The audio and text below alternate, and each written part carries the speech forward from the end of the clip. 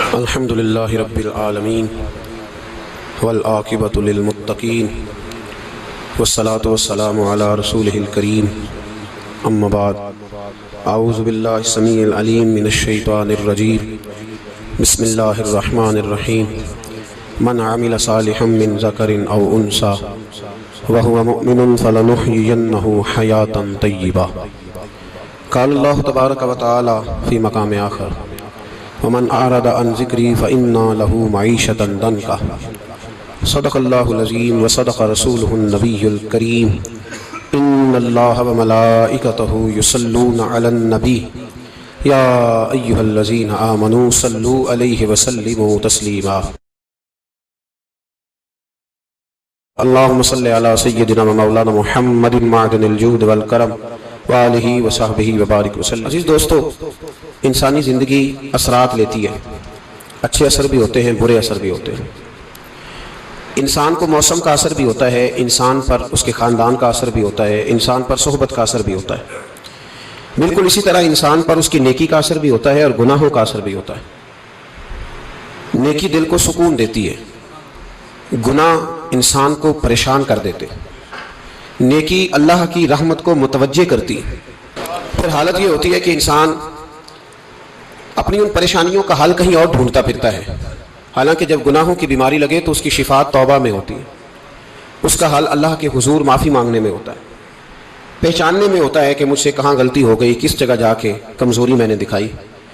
ہر انسان اچھی ٹھنڈی خوبصورت سکھ والی زندگی چاہتا ہے. اللہ کریم نے سورہ نحل کے اندر ارشاد فرمایا من عمل صالحا من ذکر او انثی، فرمایا جو بھی اچھے عمل کرے، چاہے مرد ہو چاہے عورت ہو، وہو مؤمن، شرط یہ ہے کہ مومن ہو، فلنحیینہ حیاتا طیبہ، فرمایا ہم اسے پاکیزہ زندگی عطا فرما دیں گے، حیات طیبہ دے دیں گے اسے، پاکیزہ زندگی. شرط کیا ہے؟ من عمل صالحا، نیک عمل کرے. کون سے عمل کرے؟ اٹھنا بیٹھنا کھانا پینا چلنا سونا جاگنا محتاط ہو اس کا، وہ نیکی کرے. قرآن پاک کے لفظوں کے حسن پر غور فرمائیے گا. فرمایا فَلَنُحْيِيَنَّهُ حَيَاةً طَيِّبَةً، ہم ضرور اسے پاکیزہ زندگی عطا فرما دیں، صاف ستھری زندگی، معیاری زندگی، خوبصورت شب و روز، آئیڈیل زندگی جس کو لوگ کہیں گے، وہ والی زندگی اسے دیں. اور دوسرے مقام پر سورہ طٰہٰ کی آیت نمبر 124 میں فرمایا وَمَنْ أَعْرَضَ عَنْ ذِكْرِي، جو ہمارے ذکر سے منہ پھیرے گا، جو ہمارا کھا کے چہرہ کسی اور طرف کرے گا، جو چلے گا ہماری زمین پر لیکن توجہ کسی اور طرف ہوگی، آسمان کی چھت ہماری بنائی ہوئی لیکن اس کے خیالات کہیں اور ہوں گے، فَإِنَّ لَهُ مَعِيشَةً ضَنْكًا، فرمایا ہم اسے تنگ زندگانی عطا کر دیں گے. اس کی زندگی تنگ ہو جائے گی، اس کی معیشت تنگ ہو جائے گی. گناہ زندگی کو تنگ کر دیتے ہیں، نیکی زندگی میں آسانی پیدا کرتی ہے. آپ کو اگر زندگی میں سکون چاہیے ہو تو آپ کسی غریب کی خدمت کر کے دیکھیں، اللہ کتنا سکون عطا کرتا ہے. آپ بڑے پاورفل بھی ہیں، بڑے طاقتور بھی ہیں اور بڑے باوقار بھی ہیں، لیکن کسی کو گالی دے کے آپ کا دل کبھی ٹھنڈا نہیں ہوگا، تکلیف ہوگی، اس کے اندر آزمائش ہوگی. ڈاکٹر ریسرچ کرتے ہیں، ڈاکٹر وہ کہتے ہیں گناہ کرنے سے آدمی جسمانی طور پر کمزور ہوتا ہے، لیکن وہی عمل اگر وہ بطور نیکی کرتا ہے تو اللہ اس میں اسے قوت عطا فرماتا ہے، اسی عمل میں اللہ اسے قوت عطا کر دیتا ہے. میں صرف اشارہ دے رہا ہوں، اس بات کی تفصیل میں نہیں جانا چاہتا. میرے عزیز یہ یاد رکھیں کہ نیکی آپ کو سکون دے گی، نیکی آپ کو ٹھنڈا کرے گی. اللہ تبارک و تعالیٰ نے قوموں پہ عذاب نازل کیا اور قرآن مجید فرقان حمید نے ان قوموں کے تذکرے بیان فرمائے. بھائی کس لیے بیان کیے؟ کہ ہم عبرت حاصل کریں، ہم یہ غور کر لیں کہ یہ کام ہم نے نہیں کرنا، اس کام سے ہم نے بچنا ہے. ہم نے غور کرنا ہے کہ یہ چیز ہمارے اندر. لوگ کہتے ہیں نہیں جی نہیں، ہم پہ یہ عذاب نہیں آئے گا، بالکل نہیں آئے گا، اس میں شک نہیں. پر اللہ نے بیان کس لیے کیا تھا؟ بیان کیا قرآن مجید معاذ اللہ کسی ایسی چیز کا بیان کرتا ہے جس کی ضرورت نہ ہو؟ قرآن پاک نے ایک ایک حرف ایسا بیان کیا جس کی مسلمان کو ضرورت تھی. قوم نوح کا ذکر فرمایا قرآن پاک نے. حضرت نوح علیہ السلام کی قوم کو حضرت نوح علیہ السلام نے 1500 سال سمجھایا ہے. 15، کچھ لوگوں نے 950 سال لکھا ہے نا، اعلیٰ حضرت نے لکھا ہے 1500 سال عمر ہوئی حضرت نوح علیہ السلام کی. اللہ تعالیٰ بندے کو جلدی سزا نہیں دیتا، بلکہ قرآن مجید میں ایک جگہ رب کریم اس طرح بھی فرماتا ہے کہ جب بندے مجھے بھول جاتے ہیں تو میں ان کے لیے نعمتوں کے دروازے کھول دیتا ہوں. بندہ سمجھتا ہے کہ میں کچھ تو ہے نا کہ میرے اندر کہ میں جدھر جاتا ہوں خیر ہی خیر ہو جاتی ہے، وہ سمجھتا ہے کہ میری عقل ہے، حالانکہ اللہ اسے ڈھیل دیتا ہے. اللہ اسے ڈھیل دیتا ہے. گناہوں کی سزا کے 3 طریقے ہیں. ایک ہے متنبہ کرنا، تنبیہ کرتا ہے اللہ، بندہ متنبہ ہو جاتا ہے، یہ اللہ کا بہت بڑا احسان ہوتا ہے۔ ایک ہوتا ہے مہلت دینا، اور ایک تیسرا ہوتا ہے اللہ خفیہ تدبیر کرتا ہے۔ تھوڑا سا سمجھیے گا، انسان پر کوئی آزمائش آئی، فوراً اس کی چھٹی اس نے کہا کہ وہ فلان جگہ غلطی کی تھی تب ایسا ہوا ہے۔ ہوتا ہے نا کئی دفعہ آواز آتی ہے نا اندر سے، چلیں بول دیں، کچھ نہیں ہوتا آپ کو، اللہ جانتا ہے یہاں کوئی کچھ نہیں کہے گا آپ کو، اور ہماری تو ویڈیو بھی نہیں گھومتی، یعنی خبر بھی نہیں ہو کہ کس نے ہاں کر دی کس نے نہ کر دی۔ آپ بغیر ٹینشن کے بات چیت کریں، آج کچھ نہیں ہوتا انشاءاللہ تعالی۔ آتی ہے اندر سے آواز؟ میں آپ سے اس لیے ان چیزوں کی تصدیق کراتا ہوں کہ باقیوں کو بھی آتی ہے کہ نہیں، اس لیے تصدیق۔ کبھی کوئی کسی جگہ انسان پریشان ہوتا ہے تو محسوس کرتا ہے کہ وہاں مجھ سے ہوتا ہے نا جی، جس کو یہ نصیب ہو جائے بڑا خوش نصیب آدمی ہے۔ حضرت مولا علی فرماتے ہیں اگر تجھے دنیا میں سزا مل گئی تو بچ گیا ہے، سمجھ پھر اللہ کرم کرے گا، آخرت میں سزا نہیں دے گا۔ اور یہ یاد رکھ لے، وما اصابکم من مصیبت فبما کسبت ایدیکم ویعفو عن کثیر۔ اللہ فرماتا ہے دنیا میں تجھے جو بھی تکلیف پہنچتی ہے وہ تیرے ہاتھوں کے کرتوتوں کی وجہ سے پہنچتی ہے۔ ویعفو عن کثیر، فرمایا کثیر گناہ تو میں ویسے ہی معاف کر دیتا ہوں۔ یہ جو تیری زندگی میں دکھ ہے نا، یہ بھی میری قلیل سزائیں ہیں۔ یہ کثیر پر سزا، یہ قلیل ہے، قلیل یہ جو تمہاری زندگی میں تکلیفیں۔ انسان کو سزا ملتی۔ حضرت فضیل بن عیاض رحمۃ اللہ تعالی علیہ گھوڑے پہ بیٹھے تھے، گھوڑا شرارت کرنے لگ گیا، اچھلنے لگ گیا، کودنے لگ گیا، تو حضرت فضیل بن عیاض نیچے اترے، ایک کونے میں جا کے نماز کی نیت باندھ لی، 2 رکعت نماز پڑھی، پھر دیر تک استغفار پڑھتے رہے، روتے رہے، دعا کرتے رہے، واپس آئے۔ خادم عرض کرنے لگے حضور سمجھ نہیں آئی، گھوڑے نے تھوڑی سی شرارت کی، وہ بدکا ہے، آپ نے اس کو چھوڑا ہے اور چھوڑ کر کے آپ نماز میں لگ گئے۔ تو حضرت فضیل بن عیاض فرمانے لگے جب بندہ اللہ کی نافرمانی کرتا ہے نا تو جو چیزیں اس کی فرما بردار ہوتی ہیں وہ اس کی نافرمانی کرنے لگ جاتی۔ تو مجھے محسوس ہوا تھا کہ میں نے کہیں اللہ کی نافرمانی کی ہے، اس لیے ایسا ہوا ہے کہ میرے گھوڑے نے میری، تو میں توبہ کرنے لگا ہوں، اور اب دیکھتا ہوں بیٹھ کے بھلا کیا ہوتا ہے۔ میں نے سچی توبہ، حالانکہ مجھے یاد نہیں کہ میں کہاں بولا، پر کھری اور سچی توبہ کی۔ دوبارہ گھوڑے پہ بیٹھے تو گھوڑا بالکل صحیح ہو کے ساتھ چلنے لگ گیا۔ میرے بھائی جب یہ تنبیہ ہے اللہ کی طرف سے، یہ متنبہ کیا جاتا ہے کہ تو بعد آ جا۔ بہت ساری جگہوں پہ انسان کو وقتی طور پر اگر سزا مل جائے، نبی پاک علیہ السلام کی خدمت میں ایک صحابی آئے، بات مضبوط کر دوں، واقعہ سنایا ہے نا تو کچھ لوگ سمجھتے ہیں کہ یہ واقعہ ہے، تو میں ایک حدیث پاک امام بہقی کی لکھی ہوئی عرض کرتا ہوں۔ نبی پاک علیہ السلام کے ایک صحابی آئے اور ان کا سر پھٹا ہوا تھا، خون بہ رہا تھا۔ سرکار نے فرمایا کیا ہوا؟ عرض کی حضور ایک عورت جا رہی تھی، میری نظر پڑی، ابھی نظر پڑی ہے کہ میرے آگے ستون آ گیا تو میرے سر پہ لگ گیا۔ نبی پاک صلی اللہ علیہ وسلم نے فرمایا تیرے لیے خوشخبری ہے، اگر دنیا میں تیری غلطی کی تجھے سزا ملی ہے تو پھر رب تجھے قیامت میں سزا نہیں دے گا، پھر اللہ قیامت میں سزا۔ بعض گناہ ایسے ہیں جن کی یہاں بھی سزا ملے گی اور وہاں بھی ملے، لیکن میرے بھائی پہلی بات یہ ہے کہ اللہ تعالیٰ اس غلطی کی یہی سزا دے لے، اور دعا فرمائے اللہ تبارک و تعالیٰ یہاں بھی معافی عطا فرمائے، وہاں بھی معافی عطا فرمائے، اللہ درگزر ہی فرمائے۔ لیکن میرے بھائی ایک تو یہ سزا، ایک سزا یہ ہوتی ہے کہ انسان جب گناہ کرنے لگتا ہے تو اللہ نعمتوں کے دروازے کھولتا ہے، مہلت دیتا ہے۔ 500 سال تک فرعون کو مہلت دی، کتنے؟ یہاں جو 5 سال حکومت کر لیتا ہے وہ کہتا ہے سب سے قابل میں ہی ہوں، مجھے مہلت بھی ملی ہوئی ہے۔ 500 سال مہلت دی اللہ تعالیٰ نے، اور فرعون کی قوم پر پتہ عذاب کس طرح کے آئے تھے؟ ٹڈیاں مسلط کر دی اللہ نے، یہ گھومتی نہیں چھوٹی سی، ہم اپنی زبان میں اس کو کچھ لوگ مختلف ناموں سے یاد کرتے ہیں، کوئی مکڑی کہتا ہے، کوئی کچھ کہتا ہے، مسلط کر دی، جاتی نہیں۔ ان پر بنی اسرائیل کے ان مقابل جو فرعون کی قوم تھی ان پر الزام اس طرح کا عذاب آیا کہ مینڈک مسلط کر دی اللہ تعالیٰ۔ برتن کھولتے تھے اندر مینڈک نکلتا تھا، دنیا کی ہر دوائی استعمال کرتے تھے لیکن مینڈک نکل آتا تھا۔ تھوڑا سا سمجھا کریں چیزوں کو، ہمارے رنگ نہیں زیادہ گورے کہ ہم پر عذاب نہیں آتا، کوئی بہت زیادہ اللہ تعالیٰ معاف فرمائے دولت نہیں جمع کرا بیٹھے شاہی خزانے میں کہ ہم سے پوچھا نہیں جائے گا۔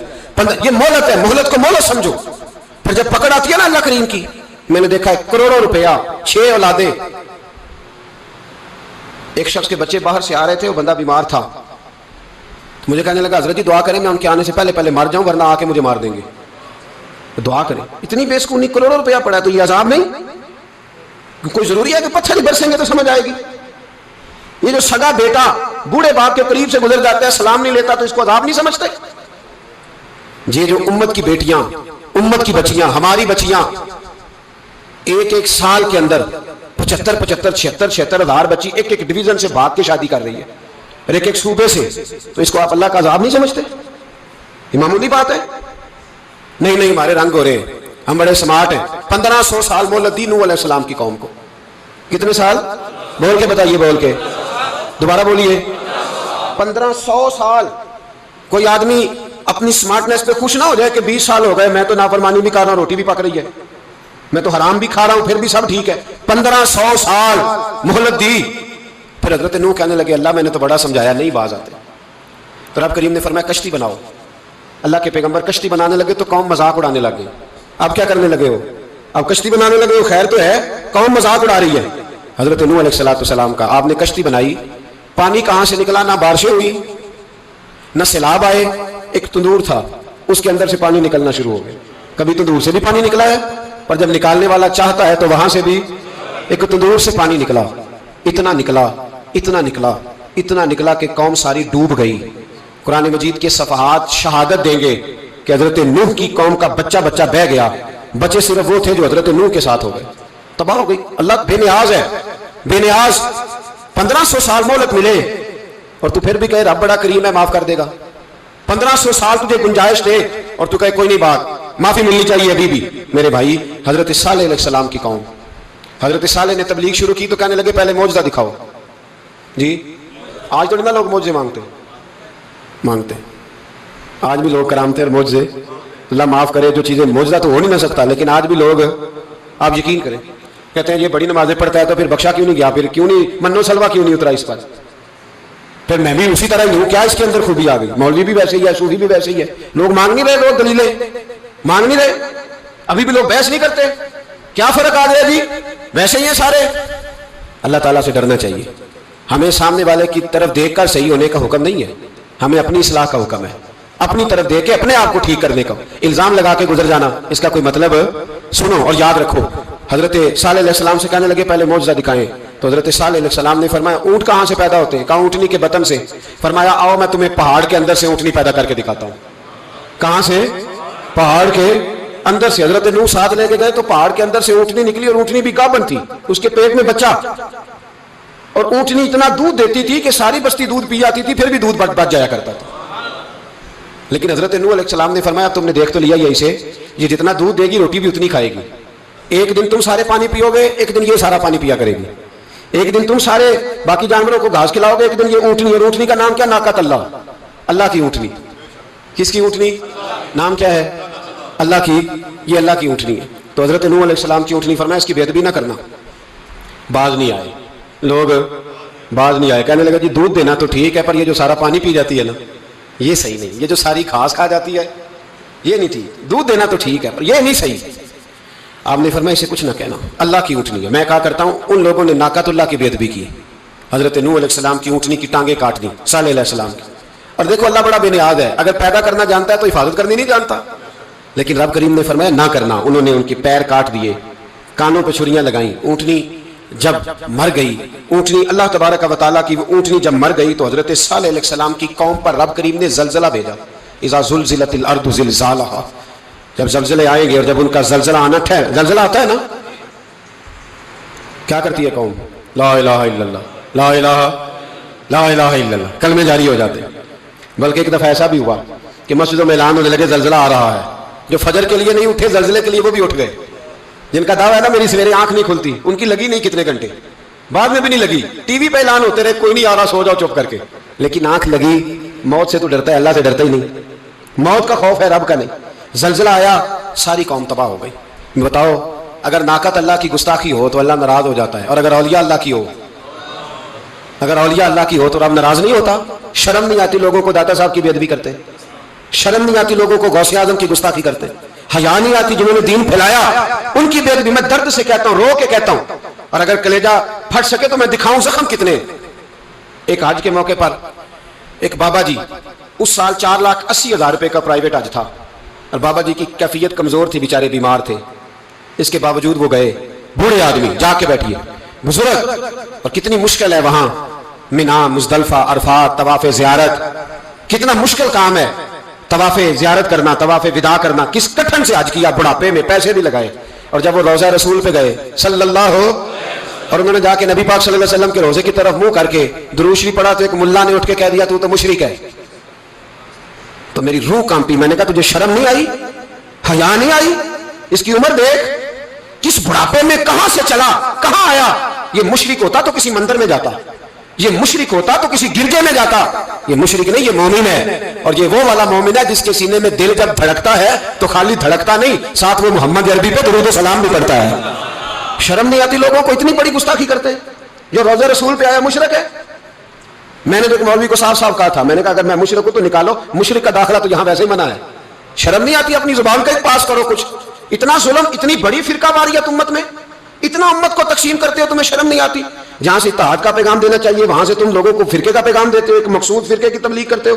خدا را تو میں کہہ رہا ہوں ناقت اللہ کی بے ادبی پہ عذاب آتا ہے، تو اولیاء اللہ کی بے ادبی میں نہیں آتا۔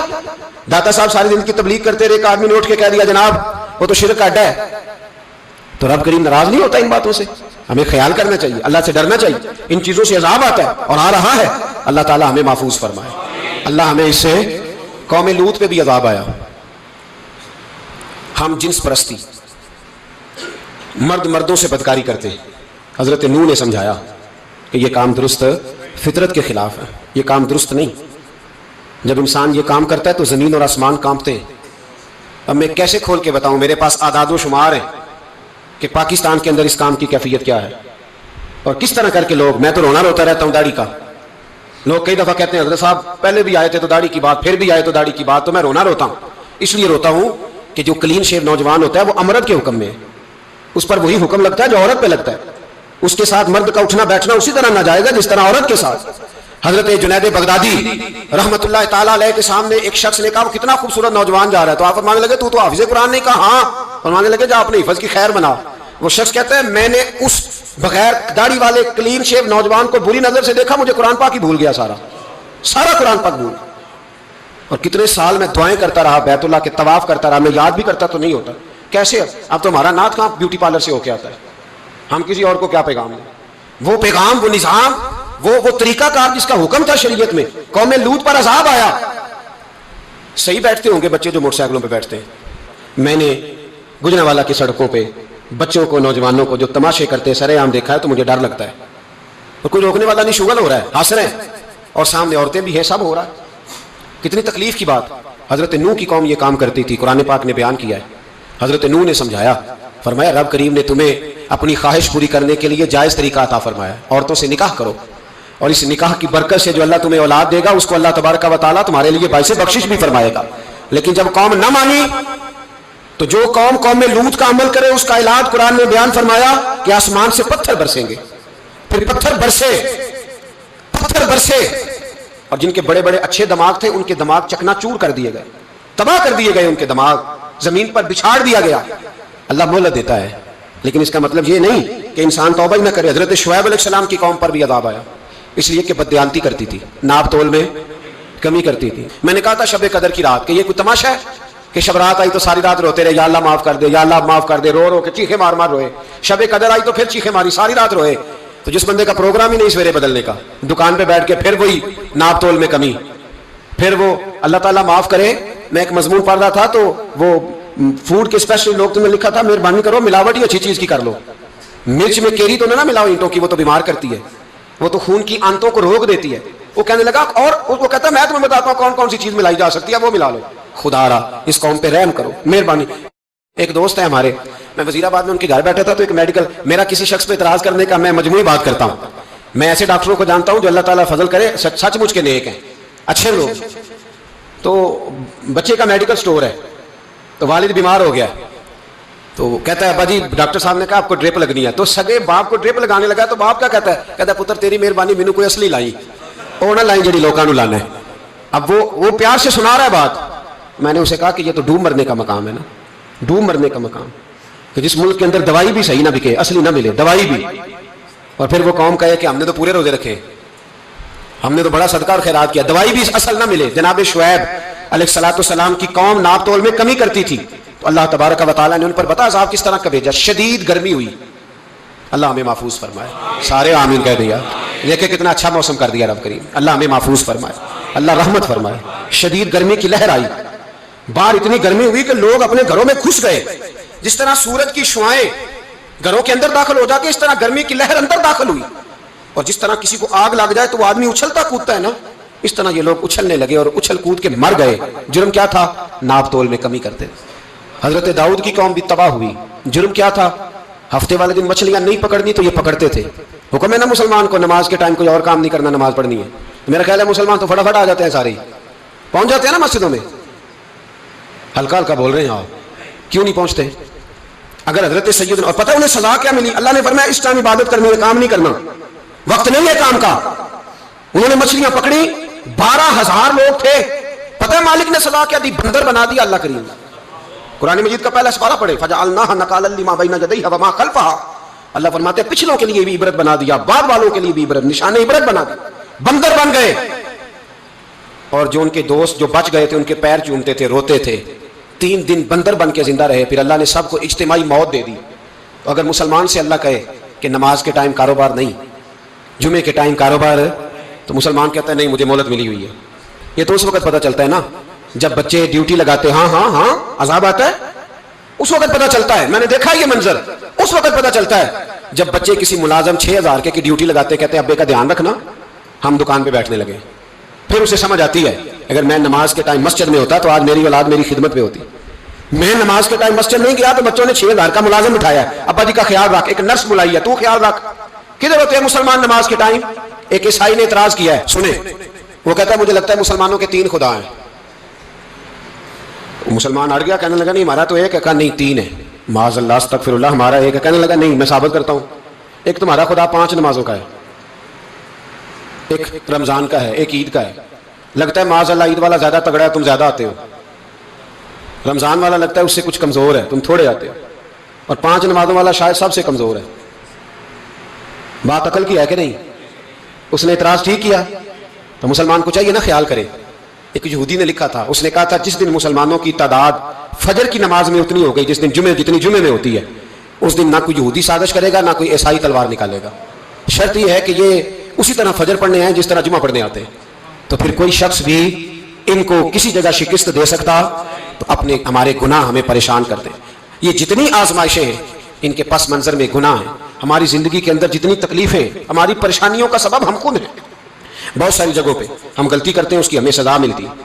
غلطی کی سزا. ایک نوجوان نے مجھے بڑی گہری بات سنائی, میرا قریبی تعلق تھا. کہنے لگا گھر میں بڑا مسئلہ ہے, بڑی پریشانی ہے, ماں اور بیوی کا ماحول اتنا سخت ہو گیا ہے کہ نمٹ نہیں سکتا. آپ یقین کریں میں نے ڈیٹیل سے ساری چیز کو اسٹڈی کیا, میرے پاس اتنا وقت نہیں ہوتا, پھر بھی میں نے اس فیملی کو پورا پڑھا. تو غلطی نوجوان کی نکلی, نہ اس پہ اماں اعتبار کرتی ہے نہ بیوی اعتبار کرتی ہے.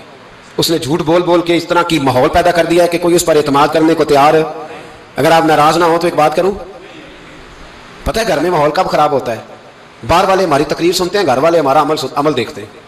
جب وہ دیکھتے ہیں نا کہ یہ کس طرح کا شخص ہے, اس کے رویے, اس کا کردار, اس کا لب و لہجہ کتنا برا ہے, اور یہ کردار کا کتنا کمزور ہے. اعلیٰ حضرت فرمایا کرتے تھے نیک وہ ہوتا ہے جس کی تنہائی صاف ستھری ہوتی ہے.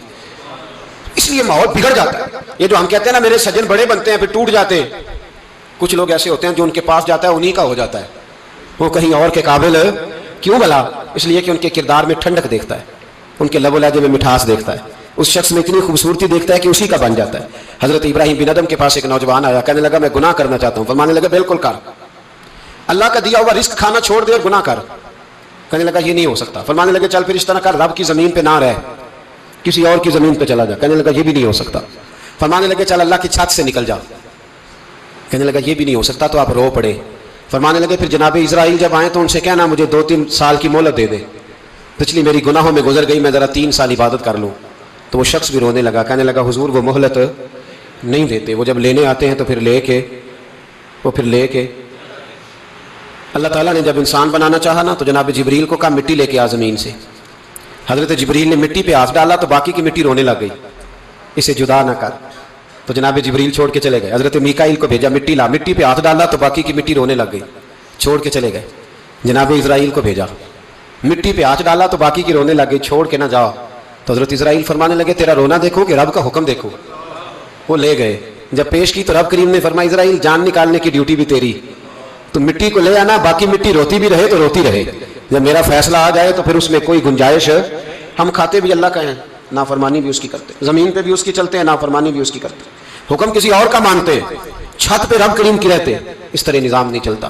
میرے بھائی یاد رکھ لو, گناہوں کی سزا ملے گی, زندگی تنگ ہو جائے, یہاں بھی آزمائش ہوگی اور وہاں بھی. میں نے درس پہ کہا تھا, پھر بات کہتا ہوں, یہ میں اپنے لیے کہہ رہا ہوں, توجہ ہے میری بات پر.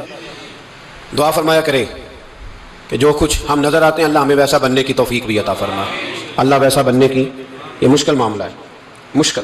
دیکھیں نا، ایک آدمی سیاستدان ہے، اس نے بڑے اچھے نعرے لگائے، انقلاب آ جائے گا، میں غریب کا بھلا کر دوں گا، میں یتیموں کے سر پہ ہاتھ رکھوں گا، میں مجبوروں کی مدد کروں گا، میں دکھیوں کی مدد کروں گا، مزدوروں کو. اس نے اچھے اچھے نعرے سکھائے، اچھا اس نے پیغام دیا. اندر اس کے یہ تھا کہ اقتدار ملے گا تو مرضی کروں گا. لوگ اس کے گرد بھی گئے، اس کی گاڑی کے پیچھے بھی بھاگے، لوگوں نے اس کے نعرے بھی لگوائے، جیب سے پیسے لگا کے اس کے پوسٹر بھی شائع کیے. لوگ اس کے گرویدہ ہو گئے، لوگوں نے پوری، اور میری قوم نے تو بیچاری نے کئی دفعہ دھوکے کھائے. جس نے نعرہ لگایا غریب اسی کے پیچھے مسیحا بن کے چل پڑا. آج دھوکہ دے لیا، لوگوں کو پیچھے لگا لیا. یہ بتاؤ اگر راز کھل جائے، اگر راز کھل جائے کہ یہ دھوکہ دے رہا ہے، یہ فریب کر رہا ہے، تو لوگ اس کا کیا حال کریں گے؟ یہ راز قیامت میں کھل جائے گا. قیامت میں یہ راز یہ کھل جائے گا. یہ دھوکے باز تھا. اذا زلزلت الارض زلزالها، جب زلزلہ آئے گا جیسے اس کا آنا ٹھہرا. واخرجت الارض اثقالها، زمین اپنے بوجھ باہر نکال دے گی. اس سے مراد کیا ہے کہ زمین پہ جو جرم ہوئے زمین بتا دے گی، باہر نکل آئے. وقال الانسان ما لها، انسان کہے گا اسے کیا ہوا، یہ تو سب کچھ بتا رہی، بوجھ باہر نکال دے گی. ایک آدمی پیر طریقت بن کے بیٹھ گیا، جبہ کبا پہن کے بڑی پگڑی باندھ کے بیٹھ گیا، اچھی نیک باتیں بتانے لگا. لوگ اس کی دست بوسی کرنے لگے، ہاتھ چومنے لگے، پیچھے لگ گئے، خدمت کرنے لگے، جیب سے نذرانہ دینے لگے. اس کے نام پر لوگ اپنی جیب سے لنگر پکانے لگے، خانقاہ کی خدمت ہونے لگی. مہمان اس کے آتے، نوکری کوئی اور کرتا. میں نے کہا تھا شاید اپنے لیے کہہ رہا ہوں. ڈیوٹیاں لوگ کرنے لگے، حالات بدلنے لگے. لیکن اس کے اندر تو چور تھا، وہ تو دکاندار تھا. تو یہاں جو اس کے پیچھے لگے تھے وہ تو سچے تھے، انہیں تو اجر ملے گا. لیکن اس کا جب راز کھلے گا تو بڑی رسوائی ہوگی. اس کا جب راز کھلے گا تو بڑی.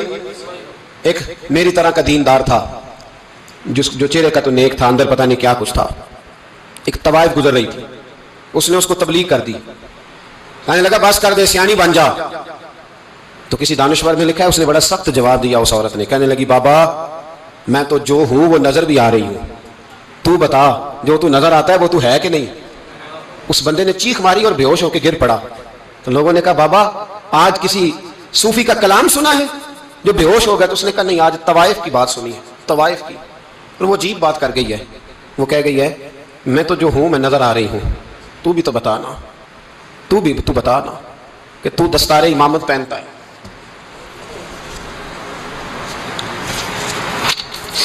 تو بتا تو جو کہلاتا ہے تو وہ ہے کہ نہیں. یہ وقال الانسان ما لها، یہ راز قیامت میں کھلے گا. ہم جو کچھ بتا رہے ہیں نا اپنی زبانوں سے، ہمیں اپنے گناہوں کا احساس ہونا چاہیے. ایسا نہ ہو کہ جب سزا ملے تو پھر اس طرح کی ملے کہ دوبارہ کسی کو کوئی منہ دکھانے کے قابل نہ رہے. میرے بھائی یاد رکھیں اور سمجھیں، گناہ انسان کی زندگی کو تنگ کرتے ہیں. میرے نبی پاک علیہ الصلوۃ والسلام نے فرمایا جب تو جھوٹ بولتا ہے تو تیرے فرشتے کرامن کاتبین سائڈ پہ ہو کے کھڑے ہو جاتے ہیں. جب تو زنا کرتا ہے تو تیرے اندر سے ایمان نکل جاتا ہے. اور نبی پاک علیہ الصلوۃ والسلام نے فرمایا جب میری قوم میں ناانصافی عام ہو جائے گی تو قتل بھی عام ہو جائے گا. اور سن لو لکھ لینا یہ حدیث دل کی تختی پر. نبی پاک علیہ السلام نے فرمایا جب میری قوم میں بے حیائی اور بدکاری عام ہو جائے گی تو دو سزائیں اللہ دے گا. ایک تو جوان موتیں آئیں گی، جوان بچے کچھ بھی نہیں دیکھا چلے گا. اور دوسری سزا اللہ یہ دے گا کہ ایسی بیماریاں آئیں گی جن کا علاج نہیں ملے گا، ایسے امراض پھوٹ پڑیں گے. اگرچہ میں آپ کو ایسی تقریر بھی سنا سکتا تھا جس پہ آپ بہت زیادہ محظوظ ہوتے، پر میں نے اس جمعے میں ایسا موضوع چنا ہے جس کا ہمیں خاص ضرورت ہے. بھائی دیکھیں تو صحیح کہ ایسا تو نہیں کہ ہم ان عیبوں میں مبتلا ہیں. میرے نبی کریم علیہ السلام نے فرمایا جب تم نیکی کا حکم دینا اور برائی سے منع کرنا چھوڑ دو گے پھر اللہ تم پر ظالم حکمران مسلط کرے گا. اور اگلے لفظ اس سے بھی زیادہ سخت ہیں. محبوب فرمانے لگے پھر تمہاری نیک لوگ دعائیں بھی کریں گے تو اللہ وقتی طور پر ان کی دعاؤں کو بھی قبول نہیں فرمائے گا، اس لیے کہ تم لوگوں نے نیکی کا حکم دینا اور بھلائی سے روکنا چھوڑ دیا. عزیزو یاد رکھو جب گناہ عام ہوتے تو پھر حالات بدلتے اور لوگوں کو سزا ملتی ہے ان کے گناہوں کی. بلکہ یہاں تک لکھا ہے کہ نیت خراب ہو تو سزا شروع ہو جاتی. کیا خراب ہو بولیے گا؟ نیت بھی خراب ہو تو سزا.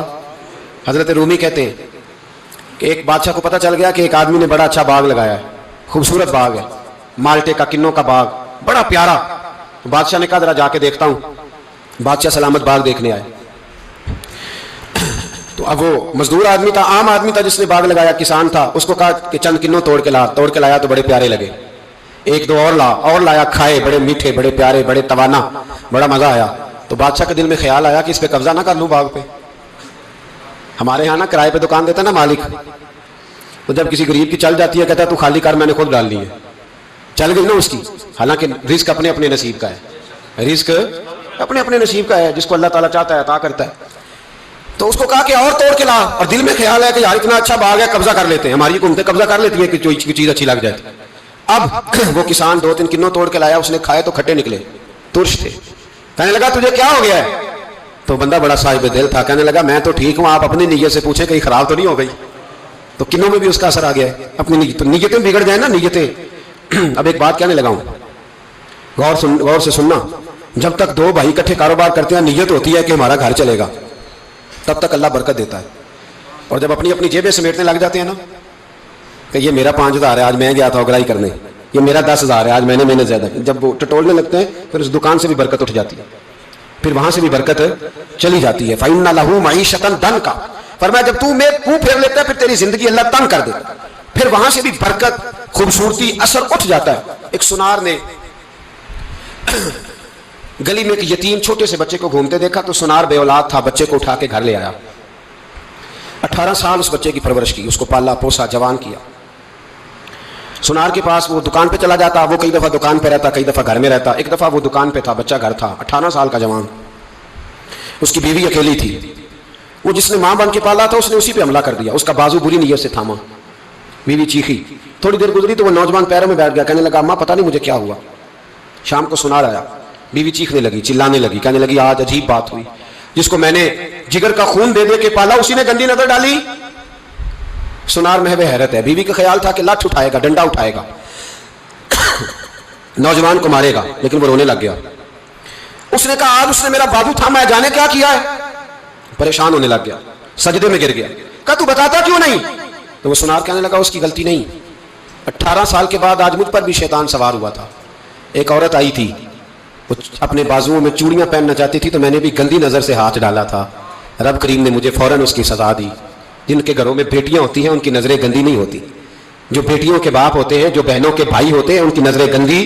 اور اگر تو ٹیلی فون کرتا ہے، تو کسی عورت کے ساتھ تعلق رکھتا ہے تو یہ بات لکھ لے، امام فخر الدین رازی 1، علامہ اسماعیل حقی 2، مولانا جلال الدین رومی 3، امام خازن 4، امام جلال الدین سیوطی 5 حدیث کے استاد اور محدث لکھتے ہیں کہ اگر تو کسی پر گندی نظر ڈالے گا تو تیرا گھر بچ سکتا، یاد رکھ نہیں بچے گا، اس لیے کہ تیری نظر کسی کی بیٹی کو بیٹی سمجھ تاکہ تیری بچی کا پردہ قائم رہے، کسی کی بہن کو، یہ کیا بات ہوئی کہ تو جتنا مرضی گند معاشرے میں پھیلاتا رہے تیرا گھر بچا رہے، یہ کیسے ہو سکتا ہے؟ فَإِنَّ لَهُ مَعِيشَةً ضَنْكَ، اللہ فرماتے ہیں زندگی تنگ ہو جائے گی تیرے لیے مشکل، تو ڈھونڈتا پھرے گا کہ میں مرنے کو جگہ تلاش کروں۔ سچی توبہ کرے، کھری توبہ کرے، یہ گناہ انسان کو مجبور کر دیتے۔ حضرت عبداللہ بن مبارک رحمۃ اللہ تعالیٰ علیہ، ان کے سینکڑوں شاگرد تھے، ایک شاگرد کے انتقال کا وقت آیا تو گھر گئے ملنے، آپ کہتے ہیں میں نے زور لگا لیا پر اس کی زبان پر کلمہ جاری نہیں ہوا، میں اسے کہتا کلمہ پڑھ پر اس کی زبان پر جاری، اللہ اکبر، بہت بڑی نعمت ہے، دعا فرمائے اللہ ایمان کی موت عطا فرمائے، ایمان کی موت دے اللہ کریم، ایمان کی موت دے۔ ایسے بھی لوگ دیکھے ہیں، مسجد نبوی ہے، رسول اللہ کا شہر ہے، سر سجدے میں ہے، روح پرواز کر گئی، روح پر کتنا نصیبوں والا ہے، کتنا نصیبوں والا ہے کہ مسجد نبی میں سر سجدے میں رکھا ہے، اور اللہ تبارک و تعالیٰ نے محبوب کے قدموں میں موت عطا فرمائی۔ تو حضرت عبداللہ بن مبارک کہتے ہیں میں نے اس کو کہا کلمہ پڑھ تو اس کی زبان پہ جاری نہیں ہوتا، میں بار بار کہتا تو وہ منت کرتا، کہتا حضور میں کوشش کرتا ہوں جاری نہیں ہوتا۔ فرماتے میں پریشان ہو کے اٹھا، ابھی میں دروازے پہ پہنچا تھا، اس نے چیخ ماری اور روح پرواز کر گئی، بچے رونے لگے، بیوی رونے لگی، تو میں نے اس کی بیوی سے کہا کہ یہ جرم کیا کرتا تھا، اتنا بڑا پاپی پہ کلمہ جاری نہیں ہوا۔ اس کی زوجہ کہنے لگی حضرت جی 2 گناہ تھے اس کے، ایک تو یہ شراب کا عادی تھا، روکتی تھی باز نہیں آتا تھا، اور دوسری بات یہ کہ یہ اپنی اماں کا نافرمان تھا، وہ 2 گلیاں چھوڑ کے رہتی ہے، یہ کبھی ملنے نہیں گیا تھا، اس بوڑھی کا کلیجہ اس کی طرف سے بڑی تکلیف میں تھا۔ تو حضرت عبداللہ بن مبارک کہنے لگے جا تو بھی دعا کر، اس کی ماں کو بھی کہہ دعا کرے کہ یہاں تو یہ کلمہ نہیں اسے نصیب ہوا، اللہ کرے اللہ آخرت کی منزلیں اس کی بہتر فرما دے۔ میرے بھائی ایسے گناہ، حضرت مالک بن دینار نے توبہ کی انہوں نے، کس طرح؟ فرماتے میں نشے کا عادی تھا، کسی نے مجھے کہا کہ بطور دوائی شراب پی لو تو میں نے پی لی، نشے کا عادی تھا، شراب پیتا تھا۔ اللہ تعالیٰ نے بڑی منتوں اور کوششوں کے بعد، منتوں کے بعد ایک بیٹی عطا فرمائی، وہ بھی 2.5-3 سال کی ہوئی تو پردہ کر گئی۔ کہتے میں اس کی قبر پہ بیٹھ کے گھنٹوں روتا، شراب کا عادی تھا۔ ایک دن سویا تو خواب دیکھتا ہوں کہ میرے پیچھے ایک بڑا سانپ لگ گیا، اور سانپ جب منہ کھولتا ہے تو انگارہ نکلتا ہے، میں پھر دعا کرتا ہوں اللہ ہمیں معاف فرمائے، اللہ ہم سے درگزر۔ میں کچھ قبرستانوں میں جاتا ہوں تو میں سانپ بچھو پھرتے ہوئے دیکھتا ہوں تو ڈر آتا ہے کہ ہم یہاں آنے والے ہیں۔ یہ لوگ کہہ رہے ہیں کہ تمہاری تیاری ہے، کسی وقت بھی اعلان ہو جائے گا کہ چلو بھائی چلو فلاں صاحب کا جنازہ ہے، اٹھو. لوگ کہتے ہیں جلدی کرو، اور ایک کونے میں ایک شخص یہ بھی کہتا ہے کہ دیگ بھی رکھ لو، مہمان بڑے جمع ہو گئے. اور ایک کونے میں لوگ یہ بھی کہتے ہیں کہ برف ٹھنڈی لے آؤ، لوگوں نے پانی بھی پینا. پہلے اعلان ہوتا ہے کہ فلاں فوت ہو گیا، پھر اعلان ہوتا ہے جنازے کا ٹائم ہو گیا، پھر اعلان ہوتا ہے جنازہ اٹھایا جائے گا، اور پھر بات ختم ہو جاتی ہے. پھر کل من علیہ فان، پھر کوئی نہیں پوچھنے آتا. ختم ہو گیا، قصہ ہی ختم ہو گیا. ان لوگوں کی کہانی مٹ گئی، ختم ہو گئے. بڑے بڑے قد کلا، کوئی پوچھنے والا نہیں. موت کا راج ہے، راج ہے موت کا راج. موت راج کرتی ہے بس، اور کسی کا راج نہیں. اور راج کرتی ہے، جدھر جاتی ہے اسی کا راج ہے، راج کر رہی ہے. تو حضرت مالک بن دینار کہتے ہیں قبرستان میں میں نے دیکھا، میں خواب دیکھتا ہوں، بڑا اژدہا، اس کے منہ کے اندر آگ، میرا پیچھا کر رہا ہے. کہتے ہیں میں خواب دیکھ رہا ہوں. میں دوڑا، لیکن وہ اژدہا جب میں دوڑا تو میرے آگے آ کے کھڑا ہو گیا. میں مشرق کو دوڑا تو وہاں بھی آ گیا، مغرب کو دوڑا تو وہاں بھی آ گیا. جناب مالک بن دینار کہتے ہیں ایک بوڑھا شخص کمزور مجھے بچانے آیا، پر اس اژدہا نے پھونک ماری تو وہ بوڑھا آدمی دور جا گرا. کہتے میں چیختا تھا، چلاتا تھا. ایک پہاڑی پہ میں بھاگا گیا تو وہاں مجھے میری بیٹی ملی، مجھے فوت ہو گئی. وہ اس اژدہے کے آگے اس نے یوں ہاتھ کیا تو اژدہا پیچھے بھاگ گیا. میں نے بیٹی کو گود میں اٹھایا، میں نے کہا بیٹی یہ کون تھا؟ کہنے لگی ابا یہ تیرا برا عمل تھا، یہ تیرا برا عمل تھا، یہ تجھے کھا جاتا اگر میں نہ ہوتی. تو کہا یہ بوڑھا جو مجھے بچانے آیا یہ کون تھا؟ کہا یہ تیرا اچھا عمل تھا پر کمزور بڑا تھا، تھوڑا تھا، یہ تیرے برے عمل کا مقابلہ کرنے کی ہمت نہیں رکھتا تھا. تو حضرت مالک بن دینار کہتے ہیں میری بیٹی نے خواب میں میری داڑھی پکڑ لی اور کہنے لگی ابا میں چاہتی ہوں تو صحیح ہو جا، ایسا نہ ہو کہ پھر تیرے پیچھے یہ اژدہا لگ جائے. حضرت مالک بن دینار کہتے ہیں جب میں سو کے اٹھا تو میری داڑھی آنسوؤں سے بھری ہوئی. پھر اس کے بعد میں نے توبہ کی، اس طرح کی توبہ کی کہ پھر میں نے کوشش کی کہ دوبارہ میں اپنے رب کی نافرمانی نہ کروں. حضرت عبداللہ ابن عباس فرماتے تھے جو دنیا میں ہنس ہنس کے گناہ کرتے ہیں نا، ہنس ہنس کے جھوٹ ہنس ہنس کے بولتے ہیں، ہنس ہنس کے لوگوں کی غیبت کرتے ہیں، فرمایا یہ جو تمہیں ہنس ہنس کے گناہ کرتے نظر آتے ہیں ان کا رونا قیامت میں دیکھا نہیں جائے گا، ان کے آنسو قیامت میں دیکھے نہیں جائے. جو ہنس ہنس کے گناہ کرتے ہیں روئیں گے. فَلْيَضْحَكُوا قَلِيلًا وَلْيَبْكُوا كَثِيرًا.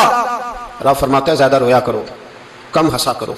نبی پاک علیہ السلام روتے تو صحابہ کہتے حضور آپ اتنا کیوں روتے ہیں؟ تو محبوب فرماتے جو میں جانتا ہوں وہ تم نہیں جانتے. بھائیو قبروں میں اکیلے جانا ہے، کبھی غور کرنا، اکیلے کوئی بندہ ساتھ حساب دینے نہیں جائے گا. اماں بڑا پیار کرتی ہے لیکن قبر میں کبھی کوئی ماں بھی ساتھ دفن نہیں ہوتی. اپنا اپنا حساب دینا، مشکل وقت ہے، حساب کر لینا چاہیے، تیاری کر کے رکھنی چاہیے. گناہ اگر یہاں ہماری زندگی کو تنگ کریں گے تو وہاں بھی ہمارے لیے مشکلات پیدا کریں. نبی کریم علیہ السلام نے فرمایا ہے کہ اللہ بڑا مہربان ہے، اللہ بڑا کریم ہے، اللہ بڑا ستار ہے.